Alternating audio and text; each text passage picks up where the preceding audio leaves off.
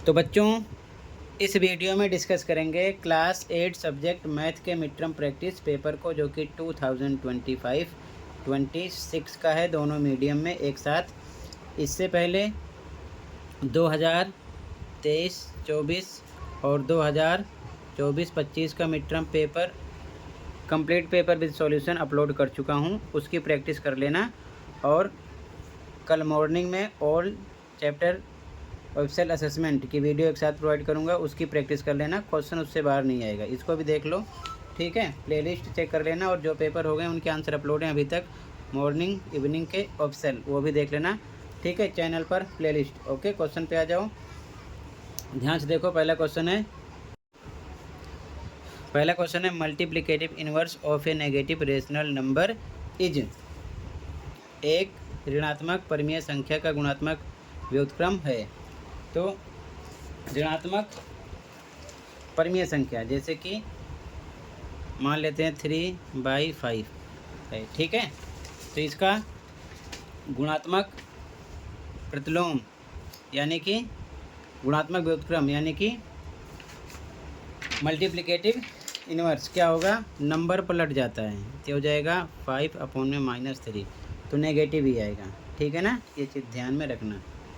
तो यहाँ पर भी करेक्ट हो जाएगा, एक ऋणात्मक परिमेय संख्या, ठीक है, a negative rational number. Second question में एक्स की वैल्यू निकालना है, ठीक है, एक्स का मान निकालना है। तो पहले सॉल्व करेंगे, ध्यान से देखो। इक्वेशन है 8x - 3 = 25 + 17x, ठीक है। तो x को इधर लाएंगे, 8x, ये प्लस का इधर आएगा, माइनस हो जाएगा, इधर बचा 25, ये जाएगा उधर, प्लस हो जाएगा, निशान बदल जाता है। माइनस करो, कितना आएगा, -9x, ठीक है, इक्वल टू प्लस करो 28, x इक्वल टू 28, ये डिवाइड में जाएगा 9, ठीक है। तो ये फ्रैक्शन आ गया, यानी कि भिन्न। तो यहाँ पर भिन्न लिखेंगे, ठीक है, ए फ्रैक्शन। और एक चीज़ ध्यान रखना, कोई भी नंबर है -3/2 हो या 5/-3 हो, इसे हम ध्यान रखेंगे रेशनल नंबर भी कह सकते हैं। तो भिन्न तो है, लेकिन ये भी आप टिक कर सकते हो, ये चीज़ ध्यान में रखना, ठीक है, क्योंकि परिमेय संख्याएं ऋणात्मक भी होती हैं। तो दोनों ऑप्शन यहाँ पर लगा सकते हो, ठीक है। अगला क्वेश्चन ध्यान से देखो, कहीं पर कोई डाउट होगा बताना। The name of the regular polygon with 4 sides is a. 4 भुजाओं वाले समबहुभुज का नाम बताइए। समबहुभुज यानी सारी भुजाएं सम में समान हो, तो क्या होगा, जिसकी सारी भुजाएं समान होती हैं उसे बोलते हैं स्क्वायर, यानी कि वर्ग, ठीक है। ए हो जाएगा करेक्ट। आगे ध्यान से देखो, कहीं पर कोई डाउट होगा बताना। अगला question, the probability of getting a multiple of 2 when a die is rolled is. जब एक पासा फेंका जाता है तो 2 का गुणज आने की प्रायिकता। पासा मतलब गोटी, लूडो की, ठीक है। जब उसे आप फेंकोगे तो टोटल आउटकम्स कितने आएंगे, 1 2 3 4 5 6, ठीक है, टोटल आउटकम्स हो गए। यहाँ पर कह रहा है कि 2 का गुणज यानी मल्टीपल ऑफ 2, तो 2 2 जा 4 2 जा 6, 3 है, तो अनुकूल परिणाम 3 हो जाएगा, और टोटल आपका 6 है, यानी कि फेवरेबल 3 है, टोटल 6 है, सॉल्ट करो, 3 1 जा 3 3 2 जा 6, 1/2 आ जाएगा, ठीक है, यहाँ पर फोर्थ में, ठीक है। आप असेसमेंट देखना, उसमें सब चीज़ें मैंने अच्छे समझा रखा है, उसकी प्रैक्टिस ज़रूर करना, ठीक है। अगर वो कर लोगे तो उससे बाहर क्वेश्चन नहीं है।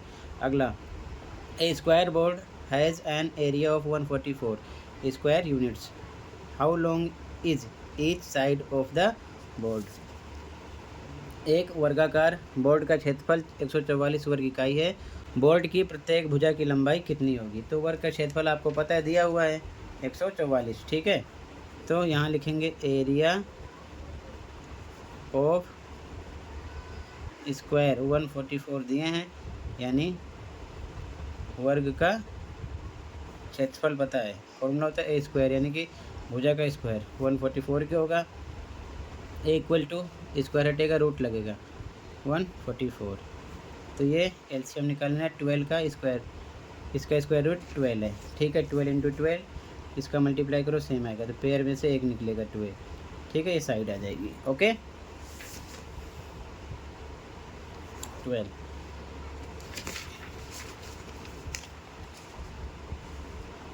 अगला, the height of a rectangle in A histogram shows the.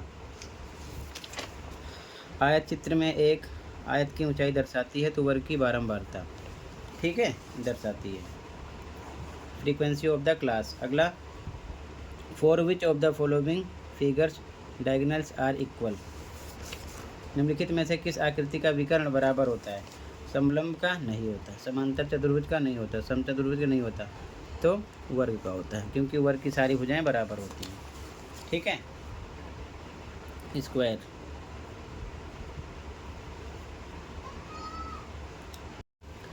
अगला question, in A frequency distribution with classes 0 to 10, 10 to 20, the size of the class interval is 10, the lower limit of fourth class is.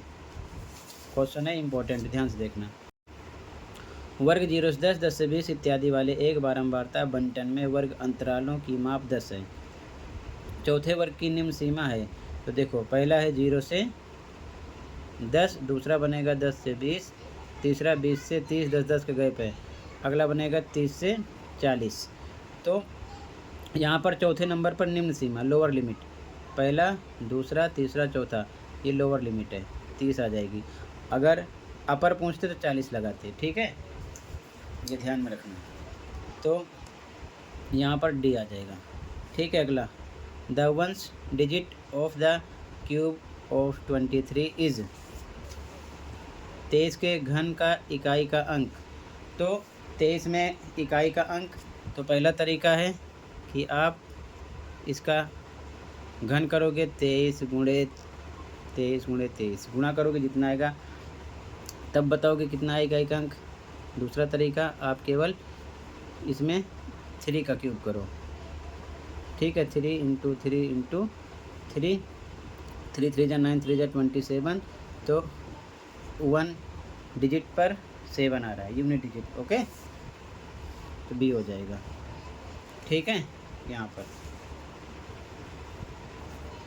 अगला, if 3 angles of a quadrilateral are each equal to 75 degree, the fourth angle is.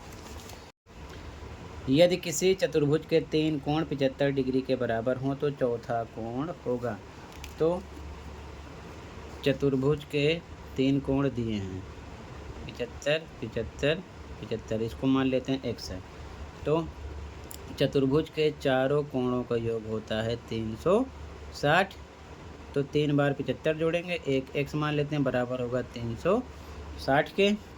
इसको plus करो तो आ जाएगा 7 तियाँ 21, 5 तियाँ 15, 225 plus x बराबर 360 के। तो x बराबर 360, ये प्लस किधर आएगा, माइनस का हो जाएगा, तो x मिलेगा कितना, 135। 10 में से 5 गया 5, ठीक है, और यहाँ पर 5 में से 2 जाएगा 3, 135 डिग्री आएगा, ठीक है। तो यहाँ पर आपका बी ऑप्शन करेक्ट है, ठीक है। अगला, which of the following is the square of an odd numbers.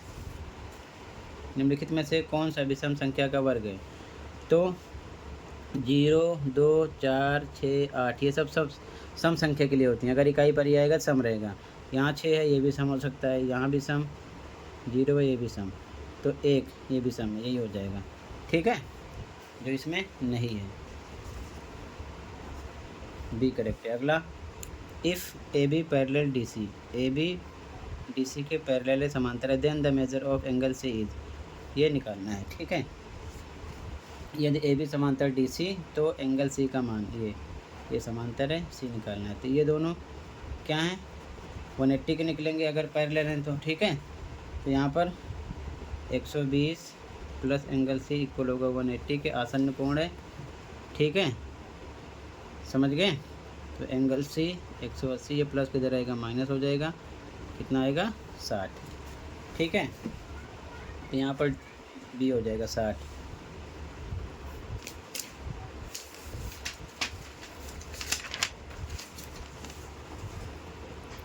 ठीक है, यहाँ पर बी 60 डिग्री हो जाएगा। तो टोटल मैंने सेक्शन ए कंप्लीट कर दिया। बाकी ये जो क्वेश्चन देख रहे हो आप, ये सभी क्वेश्चन आपके असेसमेंट और रिवीजन वर्कशीट से हैं, ठीक है। तो इसकी प्रैक्टिस के लिए आप सभी असेसमेंट की तैयारी कीजिए, ठीक है।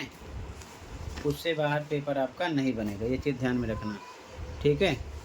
तो प्रैक्टिस के लिए आप चैनल पर विजिट कीजिए या फिर इस वीडियो के कमेंट में देखिए, मैंने लिंक पेस्ट की है प्लेलिस्ट की, ठीक है। देखकर आप सभी चैप्टर के असेसमेंट तैयार कर लो, उसी में से आपका पेपर होगा। ज़्यादातर क्वेश्चन वहीं से होंगे। तो टोटल इतना ही था, कंप्लीट हुआ। कहीं पर कोई डाउट है कमेंट कर सकते हो। मिलते हैं अगले वीडियो में। Thank you for watching and take care, okay.